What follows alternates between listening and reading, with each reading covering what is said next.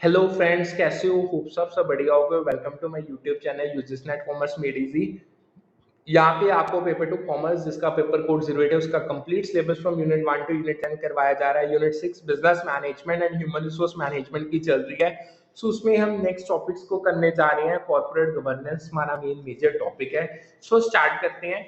देखो, corporate governance और business ethics organisations के लिए दो ऐसे कॉन्सेप्ट्स हैं जो इंश्योर करते हैं कि कंपनी ना सिर्फ एफिशिएंटली चलती है बल्कि एथिकली भी ऑपरेट करती है। कॉर्पोरेट गवर्नेंस एक सिस्टम है जो रूल्स, प्रैक्टिसेस और प्रोसेसेस के थ्रू कंपनी को डायरेक्ट और कंट्रोल करता है, इन्वॉल्विंग स्टेक होल्डर्स जैसे आपके शेयर होल्डर्स हो गए, मैनेजमेंट होगी और बोर्ड ऑफ डायरेक्टर्स हो गए। इसके ऑब्जेक्टिव्स हैं अकाउंटेबिलिटी, ट्रांसपेरेंसी, फेयरनेस और शेयर होल्डर राइट्स का प्रोटेक्शन करना। Business ethics on the other hand principles और वैल्यूज का सेट है जो एथिकल बिहेवियर को गाइड करता है, ensuring decisions stakeholders, employees, customers, community के इंटरेस्ट को कंसीडर करते हैं। ये दोनों कॉन्सेप्ट्स इंटरकनेक्टेड हैं। गवर्नेंस एथिकल फ्रेमवर्क देता है और एथिक्स बिहेवियर को शेप करते हैं। सो इसको हम डिटेल में करने जाते हैं। स्टार्ट करते हैं with corporate governance. What is corporate governance? Corporate governance एक ऐसा सिस्टम है जो डिफाइन करता है कि एक कंपनी कैसे डायरेक्टेड, कंट्रोल्ड और गवर्नड होती है। ये रूल्स, प्रैक्टिसेस और प्रोसेसेस का कलेक्शन है जो कंपनी के स्टेक होल्डर्स जैसे share holders, management, board of director, employees और दूसरे इंटरेस्टेड पार्टीज के बीच रिलेशनशिप्स को मैनेज करता है। इसके मेन ऑब्जेक्टिव्स हैं अकाउंटेबिलिटी, इंश्योर करता है कि डिसीजंस और एक्शंस के लिए जवाबदेही हो। ट्रांसपेरेंसी, फाइनेंशियल और ऑपरेशनल इंफॉर्मेशन को ओपनली शेयर करता है। फेयरनेस, सब स्टेक होल्डर्स के साथ इक्वल और जस्ट ट्रीटमेंट गारंटी करता है। Protection of share holders right, share holders के इंटरेस्ट को सेफगार्ड करता है। अब कुछ की एस्पेक्ट्स आते हैं कॉर्पोरेट गवर्नेंस की। उसमें सबसे पहले आते हैं आपके बोर्ड ऑफ डायरेक्टर्स। ये कंपनी का गवर्निंग बॉडी है जो मैनेजमेंट को ओवरसी करता है और स्ट्रेटेजिक डिसीजंस लेता है। बोर्ड का फिड्यूशरी ड्यूटी होता है to act in the best interest of shareholders. अगर एग्जांपल दूं, एक बोर्ड कंपनी के मर्जर या एक्विजिशन के डिसीजंस अप्रूव करता है। फिर आती है shareholder rights. Governance shareholder के राइट्स प्रोटेक्ट करती है, जैसे voting rights on major decision, access देती है इंफॉर्मेशन का और फेयर ट्रीटमेंट कहते हैं करने को। अगर एग्जांपल दूं, share holders annual general meeting में वोट करते हैं डायरेक्टर्स के इलेक्शंस पे। थर्ड, ट्रांसपेरेंसी और डिस्क्लोजर। गुड गवर्नेंस वाली कंपनीज फाइनेंशियल रिपोर्टिंग और रेलेवेंट इंफॉर्मेशन को टाइमली और एक्यूरेटली डिस्क्लोज करती हैं। अगर एग्जांपल दूं, एक कंपनी अपने क्वार्टरली अर्निंग्स को पब्लिक करती है विद फुल डिटेल्स। चौथा, ethics and integrity. Governance ethical conduct, integrity और लीगल कंप्लायंस को प्रमोट करती है। ये इंक्लूड करता है एक कोड ऑफ एथिक्स एस्टैब्लिश करना, ऑर्गेनाइजेशन में इंटेग्रिटी का कल्चर बिल्ड करना है। अगर एग्जांपल दूं, एक company anti corruption policies enforce करती है। अब ये क्यों इंपॉर्टेंट है? देखो, स्टेक होल्डर ट्रस्ट और अकाउंटेबिलिटी बिल्ड होती है, लॉन्ग टर्म सस्टेनेबिलिटी और इन्वेस्टर कॉन्फिडेंस को ये चीज बूस्ट करती है। अब नेक्स्ट आता है, ये ना एक प्रीवियस क्वेश्चन था, व्हाट इज स्टेवर्डशिप थ्योरी? बहुत इंपॉर्टेंट है। देखो, स्टेवर्डशिप थ्योरी एक गवर्नेंस मॉडल है जो सोशियोलॉजिकल और साइकोलॉजिकल फैक्टर्स पे बेस्ड है। ये अज्यूम करता है कि मैनेजर्स ट्रस्टवर्दी होते हैं और शेयर होल्डर्स के इंटरेस्ट के स्टेवर्ड्स के रूप में काम करते हैं। अनलाइक अदर थ्योरीज, ये कॉन्फ्लिक्ट की बजाय अलाइनमेंट और कोलैबोरेशन पे फोकस करता है। इसकी की कैरेक्टरिस्टिक्स की बात करें, सबसे पहले governance approach is sociological and psychological. Stewardship theory governance को सोशल और साइकोलॉजिकल लेंस से देखती है, एम्फेसाइज करती है ट्रस्ट, वैल्यूज और म्यूचुअल रिस्पेक्ट बिटवीन मैनेजर्स और शेयर होल्डर्स। ये ह्यूमन रिलेशनशिप्स और मोटिवेशंस पे फोकस करती है। अगर एग्जांपल दूं, एक सीईओ जो शेयर होल्डर्स के लॉन्ग टर्म विजन के साथ अलाइन डिसीजंस लेता है। Second, behaviour pattern is trustworthy. Theory assume करती है कि मैनेजर्स नेचुरली रिस्पॉन्सिबल और ट्रस्टवर्दी होते हैं, acting in companies best interest rather than personal gain के लिए। ठीक है जी। अगर इसकी मैं आपको एग्जांपल दूं, उससे आपको ज्यादा क्लैरिफिकेशन मिलेगी। एग्जांपल, एक मैनेजर जो कंपनी के रिसोर्सेज का मिसयूज नहीं करता। तीसरा आता है, owners attitude is to take risk. Shareholders यानी ओनर्स रिस्क टेकिंग एटीट्यूड रखते हैं और मैनेजर्स को अथॉरिटी डेलीगेट करते हैं to make bold decisions in the company's interest. अगर एग्जांपल दूं, शेयर होल्डर्स एक रिस्की न्यू प्रोडक्ट लॉन्च को सपोर्ट करते हैं। चौथा, interest of the managers and principals coverage. Managers और शेयर होल्डर्स के इंटरेस्ट अलाइन होते हैं और दोनों लॉन्ग टर्म सक्सेस और वैल्यू क्रिएशन के लिए एक साथ काम करते हैं। अगर एग्जांपल दूं, एक सीईओ जो कंपनी ग्रोथ के लिए स्ट्रेटेजिक इन्वेस्टमेंट करता है, बेनिफिटिंग बोथ मैनेजमेंट और शेयर होल्डर्स। स्टेवर्डशिप थ्योरी इसीलिए इंपॉर्टेंट है, ट्रस्ट और कोलैबोरेशन बेस्ड गवर्नेंस को प्रमोट करती है। लॉन्ग टर्म वैल्यू क्रिएशन और स्टेक होल्डर अलाइनमेंट को प्रायोरिटाइज करती है। अब नेक्स्ट चलते हैं एजेंसी थ्योरी, ये भी एक प्रीवियस ईयर क्वेश्चन है। एजेंसी थ्योरी एक गवर्नेंस मॉडल है जो इकोनॉमिक और मटेरियलिस्टिक पर्सपेक्टिव से देखता है, focusing on relationship between principles जो शेयर होल्डर्स हैं और एजेंट्स जो आपके मैनेजर्स हैं। ये एज्यूम करता है कि एजेंट्स अपॉर्चुनिस्टिक हो सकते हैं और गवर्नेंस मैकेनिज्म चाहिए to align their interest with the principal. Key characteristics की बात करें, सबसे पहले governance approach is materialistic. Agency theory governance को इकोनॉमिक लेंस से देखती है, focusing on financial incentives, contracts और performance metrics to control behaviour. अगर एग्जांपल दूं, एक company performance based bonuses use करती है to ensure manager shareholder interest को प्रायोरिटाइज करें। सेकंड, बिहेवियर पैटर्न अपॉर्चुनिस्टिक है। थ्योरी अज्यूम करती है कि मैनेजर्स अपॉर्चुनिस्टिक हो सकते हैं, अपने सेल्फ इंटरेस्ट यानी जैसे हायर बोनसेस को कंपनी के इंटरेस्ट के ऊपर रख सकते हैं। अगर एग्जांपल दूं, एक मैनेजर जो पर्सनल पर्क्स के लिए अननेसेसरी एक्सपेंसेस अप्रूव करता है। तीसरा, owners attitude is to avoid risk. Shareholders typically risk averse होते हैं और गवर्नेंस मैकेनिज्म्स यूज करते हैं टू मिनिमाइज रिस्क और मैक्सिमाइज रिटर्न, जैसे ऑडिट्स हो गया, ओवरसाइट्स हो गए। अगर एग्जांपल दूं, shareholders regular financial audits demand करते हैं। ये अपने आप में क्यों इंपॉर्टेंट है? कॉन्फ्लिक्ट ऑफ इंटरेस्ट को मैनेज करने के लिए चेक्स और बैलेंसेस देती है, फाइनेंशियल अकाउंटेबिलिटी और शेयर होल्डर प्रोटेक्शन को ये प्रायोरिटाइज करती है। अब आगे आते हैं duties of director. Directors company के बोर्ड के मेंबर्स होते हैं जो गवर्नेंस और स्ट्रेटेजिक ओवरसाइट के लिए रिस्पॉन्सिबल होते हैं। उनकी ड्यूटीज इंश्योर करते हैं कि कंपनी एथिकली और इफेक्टिवली ऑपरेट करे। कुछ की ड्यूटीज की बात करूं, सबसे पहले duty of good faith to promote the object of the company. Directors को गुड फेथ में एक्ट करना होता है और कंपनी के ऑब्जेक्टिव्स को प्रमोट करना होता है, जैसे ग्रोथ, सस्टेनेबिलिटी हो गया। ये कंपनी के बेस्ट इंटरेस्ट को प्रायोरिटाइज करते हैं। अगर एग्जांपल हो, एक director eco friendly policies push करता है to align with company sustainability vision. Second, duty of due and reasonable care, skill and diligence and shall exercise independent judgment. Directors को reasonable care, skill और diligence के साथ decisions लेने होते हैं और इंडिपेंडेंट जजमेंट एक्सरसाइज करनी होती है विदाउट एक्सटर्नल इन्फ्लुएंसेस। अगर एग्जांपल दूं, एक डायरेक्टर फाइनेंशियल रिपोर्ट्स को थॉरली रिव्यू करता है बिफोर अप्रूविंग बजट्स। तीसरा, ड्यूटी नॉट टू डेलीगेट और assign his office assignment. Directors अपने कोर रिस्पांसिबिलिटीज को डेलीगेट या साइन नहीं कर सकते, वो पर्सनली अकाउंटेबल होते हैं फॉर देयर डिसीजंस। अगर एग्जांपल दूं, एक डायरेक्टर स्ट्रेटेजिक प्लानिंग को किसी और पे नहीं छोड़ सकता। एक आपको चीज याद रखनी है, देखो, अटेंडिंग बोर्ड मीटिंग्स एक जनरल ड्यूटी नहीं है, लेकिन रेगुलर अटेंडेंस एक्सपेक्टेड होती है to fulfil broader duties effectively. ये ड्यूटीज क्यों इंपॉर्टेंट है? डायरेक्टर के एक्शंस कंपनी के डायरेक्शन और रेपुटेशन को शेप करते हैं। अकाउंटेबिलिटी और एथिकल गवर्नेंस को ये चीज इंश्योर करती है। अब चलते हैं, होप सो जितना करवाया आपको समझ आ गया होगा, बिजनेस एथिक्स। देखो, बिजनेस एथिक्स वो प्रिंसिपल्स, वैल्यूज और स्टैंडर्ड्स हैं जो बिजनेस कॉन्टेक्स्ट में एथिकल बिहेवियर को गाइड करते हैं। ये इन्वॉल्व करता है डिसीजंस और एक्शंस जो स्टेक होल्डर्स के इंटरेस्ट को कंसीडर करते हैं। स्टेक होल्डर जैसे आपके एम्प्लॉयज, कस्टमर, सप्लायर, कम्युनिटीज या एनवायरनमेंट होगी।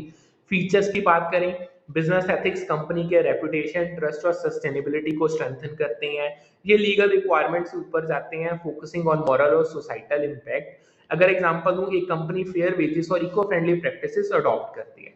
अब ये बिजनेस एथिक्स क्यों इंपॉर्टेंट है? स्टेक होल्डर ट्रस्ट और ब्रांड लॉयल्टी को बिल्ड करते हैं, रिस्पॉन्सिबल और सस्टेनेबल बिजनेस प्रैक्टिसेस को प्रमोट करते हैं। आगे चलते हैं, की एस्पेक्ट्स की बात करते हैं। What are the key aspects of business ethics?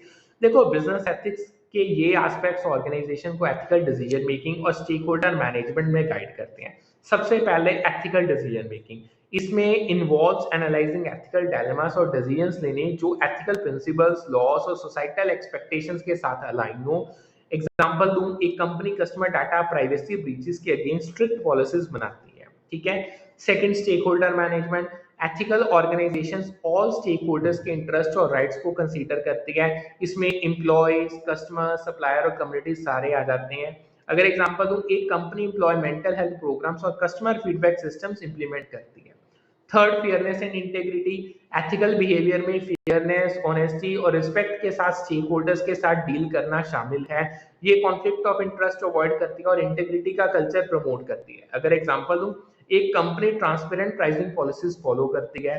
चौथा, कॉर्पोरेट सोशल रिस्पांसिबिलिटी, CSR एक ऑर्गेनाइजेशन का वॉलंटरी कमिटमेंट है to go beyond legal requirements और सोसाइटी के वेलबींग में कंट्रीब्यूट करना। इसमें इनिशिएटिव जैसे environment sustainability, social impact, philanthropic और रिस्पांसिबल बिजनेस प्रैक्टिसेस आ जाते हैं। अगर एग्जांपल दूं, एक कंपनी अंडर प्रिविलेज कम्युनिटीज के लिए एजुकेशन प्रोग्राम्स को फंड करती है। ये चीजें क्यों इंपॉर्टेंट है? Ethical operation, stakeholder relationship और ब्रांड रेपुटेशन को स्ट्रेंथन करते हैं, सस्टेनेबल ग्रोथ और सोसाइटल इम्पैक्ट को ड्राइव करते हैं। अब आगे बढ़ते हैं, होप सो जितना करवाया समझ आ गया होगा। अब ये फ्रेमवर्क्स का कुछ देखते हैं, यानी कि कैसे इंटरकनेक्टेड है। How are corporate governance and business ethics interconnected? देखो, कॉर्पोरेट गवर्नेंस और बिजनेस एथिक्स एक दूसरे के साथ क्लोजली इंटरवाइंड है।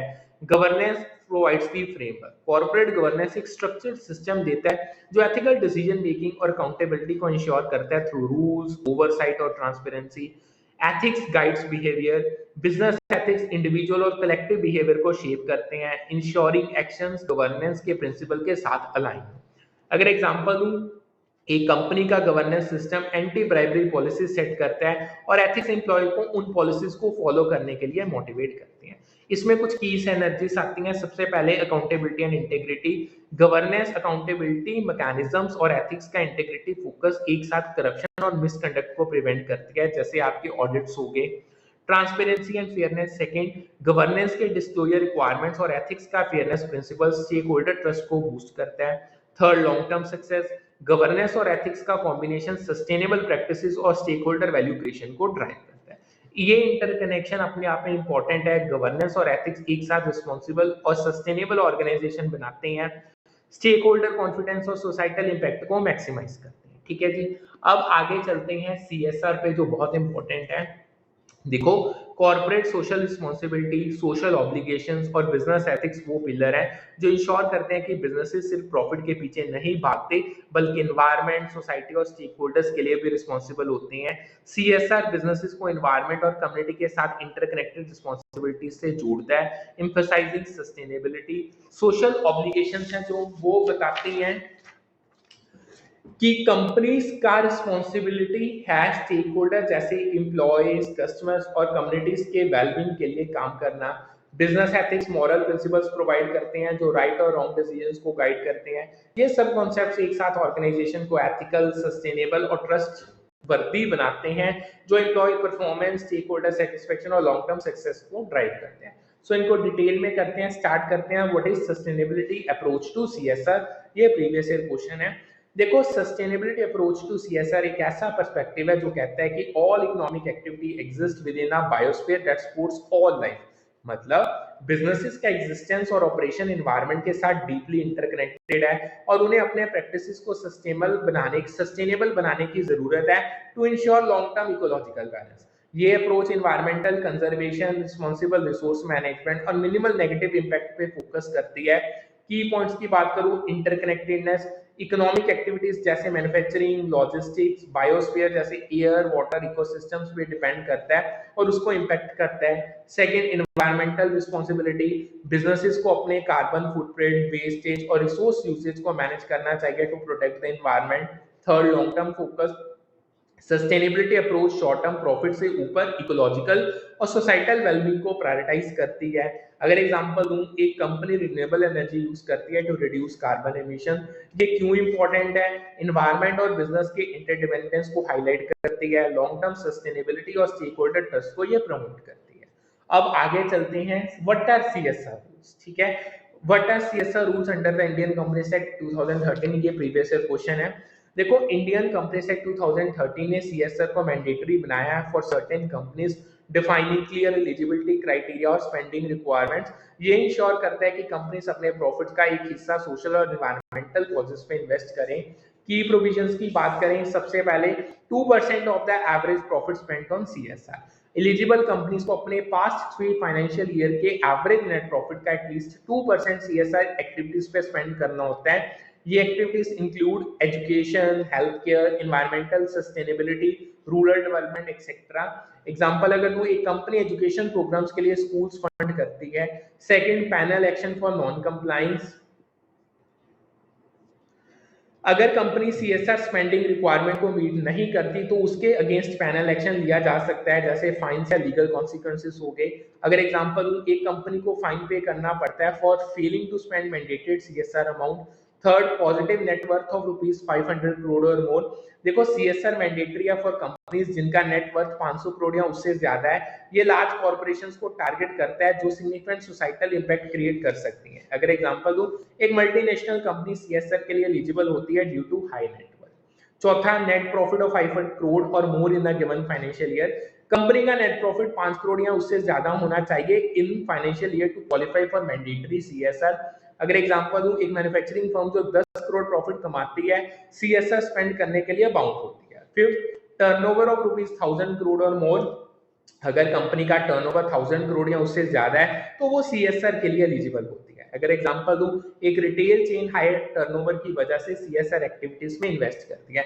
सीएसआर रूल्स इसी कारण इंपॉर्टेंट है, कंपनीज को सोसाइटल डेवलपमेंट में कंट्रीब्यूट करने के लिए अकाउंटेबल बनाते हैं, इंडिया के सोशल और एनवायरमेंटल चैलेंजेस को एड्रेस करने में हेल्प करते हैं। ठीक है जी।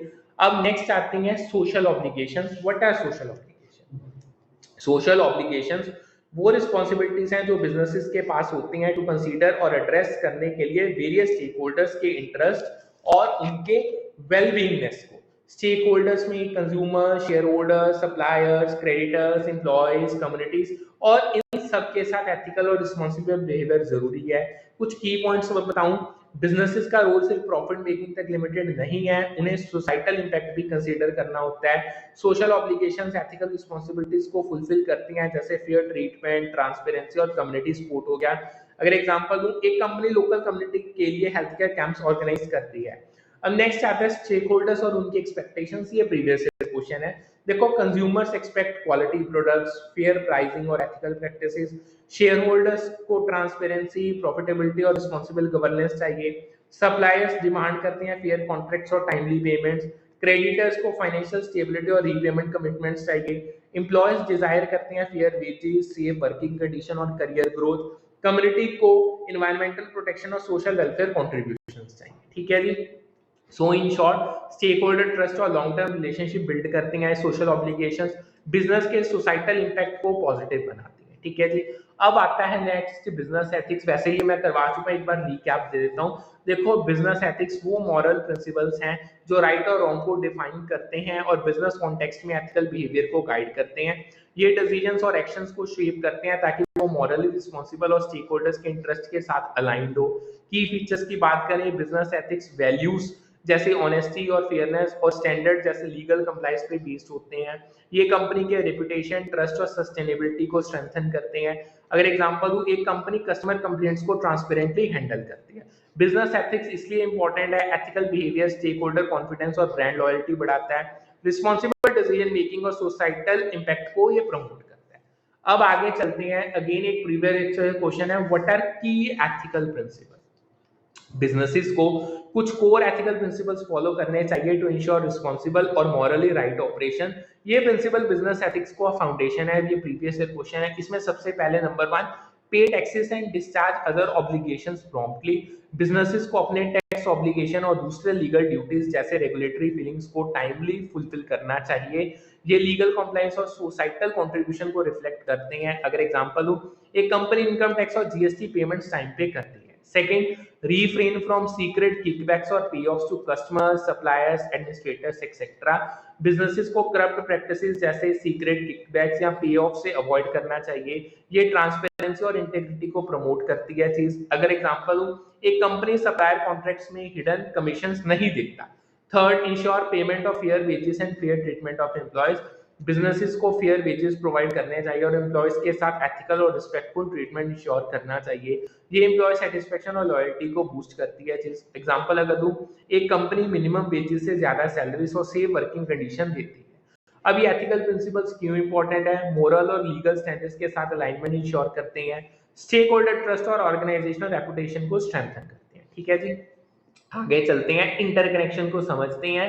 how do CSR, social obligation and business ethics connect with motivation and leadership? देखो, CSR, सोशल ऑब्लिगेशन और बिजनेस एथिक्स का मोटिवेशन और लीडरशिप के साथ डीप कनेक्शन है। क्योंकि ये कॉन्सेप्ट एक ऐसा एनवायरनमेंट बनाते हैं जो एम्प्लॉयज को इंस्पायर करता है और लीडर्स को रिस्पॉन्सिबल डिसीजन मेकिंग के लिए गाइड करता है। की कनेक्शंस को अगर डिस्कस करें जो सबसे इंपॉर्टेंट है, सबसे पहले motivation through CSR and ethics. CSR initiative जैसे कम्युनिटी वेलफेयर प्रोग्राम और एथिकल प्रैक्टिसेस जैसे आपकी फेयर वेजेस हो गया, एम्प्लॉयज के सेंस ऑफ पर्पस और जॉब सेटिस्फेक्शन को बूस्ट करते हैं। एम्प्लॉयज फील मोटिवेटेड जब वो एक रिस्पॉन्सिबल और एथिकल ऑर्गेनाइजेशन के लिए काम करते हैं। अगर एग्जांपल दूं, एक कंपनी के सीएसआर प्रोग्राम्स एम्प्लॉयज को प्राउड फील करवाते हैं। Second, leadership and responsible governance. Leaders जो सीएसआर और एथिकल प्रिंसिपल्स को चैंपियन करते हैं वो ट्रांसफॉर्मेशनल लीडरशिप दिखाते हैं, inspiring teams to align with the organisational values. Strong governance और सोशल ऑब्लिगेशंस लीडर्स को अकाउंटेबिलिटी और स्टेक होल्डर्स फोकस के लिए गाइड करती हैं। अगर एग्जांपल दूं, एक सीईओ जो सस्टेनेबिलिटी इनिशिएटिव लीड करता है एम्प्लॉयज को इंस्पायर करता है। Third and last, organisational culture. CSR, social obligations और बिजनेस एथिक्स एक एथिकल और इंक्लूसिव कल्चर बनाते हैं जो एम्प्लॉय एंगेजमेंट और परफॉर्मेंस को ड्राइव करता है। अगर एग्जांपल दूं, एक कंपनी का एथिकल कल्चर एम्प्लॉयज को लॉयल्टी और कमिटमेंट के लिए इंस्पायर करता है। सो ये इंटरकनेक्शन इसलिए इंपॉर्टेंट है, सीएसआर और एथिक्स एम्प्लॉय मोटिवेशन को पर्पस ड्रिवन बनाते हैं, लीडरशिप गवर्नेंस और सोशल रिस्पॉन्सिबिलिटी के थ्रू ट्रस्ट और अकाउंटेबिलिटी को एम्पलीफाई करते हैं। सो यहाँ पे हमारा सेशन होता है कंप्लीट। होप्स आपको जितना करवाया समझ आ गया होगा। सो करते हैं सेशन वाइंड अप, फिर मिलेंगे with a new session with a new set of topics. Thank you.